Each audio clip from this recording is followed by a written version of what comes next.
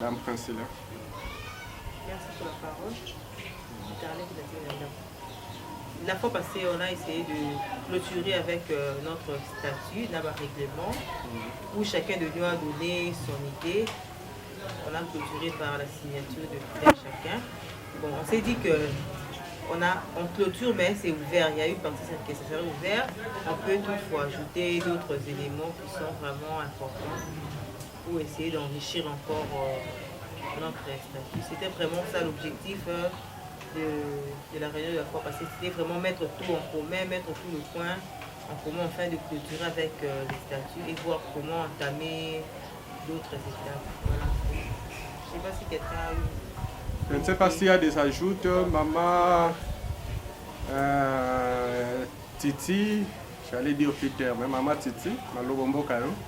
Non, ça va, il n'y a pas d'ajout. C'est bon. Peter, rien à dire. Est-ce que ça a été bien? Vous avez déjà rapport en groupe.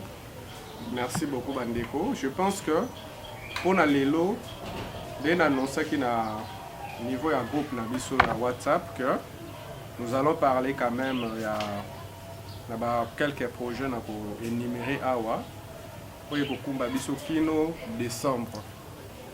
Que j'avais élaboré en se référant toujours à statut et règlement d'ordre intérieur. Il y a les beaux avant que l'Obayango.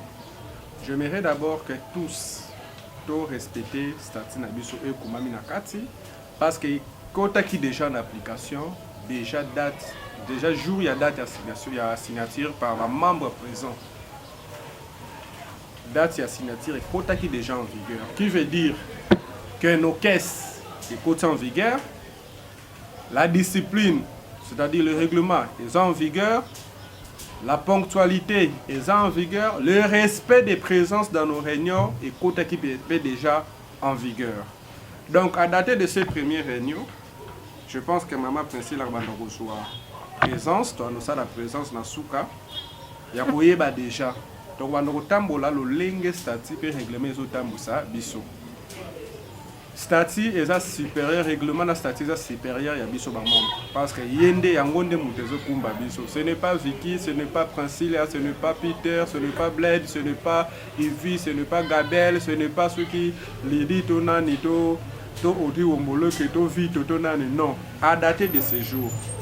Parce que nous lançons les invitations dans le groupe pour les membres de la réunion. Mais ceux qui sont membres ont lancé la première fois, réunion le Bossoye na haute. De lancer deuxième fois, troisième fois, karma, le statut, comment le règlement, et qu'on s'applique par nous. C'est que tu es en train de nous saboter. Parce que nous sommes en train de laisser beaucoup de nos choses, de nos responsabilités. Nous sommes en train de venir parce que nous avons une vision et de but des objectifs à atteindre. Et nous ne pouvons pas qu'une personne, soit 2 ou 4 ou 5 personnes, puissent nous freiner pour atteindre l'objectif.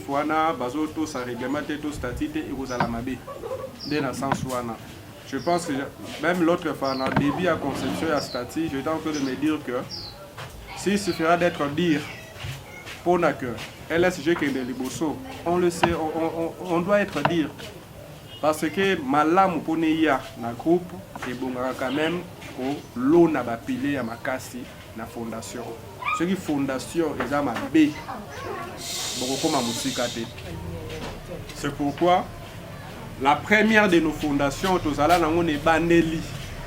la création à l'élite pour sauvegarder la jeunesse, c'était l'amour. S'il n'y avait pas de l'amour, mais l'élo, elle est chez Zate. Et le frère Nani, c'était en 2006. Depuis la création en 2006, s'il n'y avait pas de l'amour, mais l'élo, l'élo, donc ça, c'était tout simplement une introduction pour essayer un peu de nous interpeller, de nous mettre devant nos faits et devant notre conscience pour nous juger les faits et gestes de biso pour essayer à bien kubwaka ya malamu tocha pour nous tombola association na biso. Je pense que moi introduction n'est un peu c'est pour tout le monde. Et j'aimerais rapidement passer à quelques projets en rapport avec le statut. Ces projets que j'ai élaborés, ce ne sont pas des projets proprement dits d'un président élu. que aye à la kisi projet de société na ye à ça pendant 2 ans. Non, c'est un projet, c'est un mini projet na benga kutu mini projet qui peut faire que ekumba biso si to sala nini to atteindre élection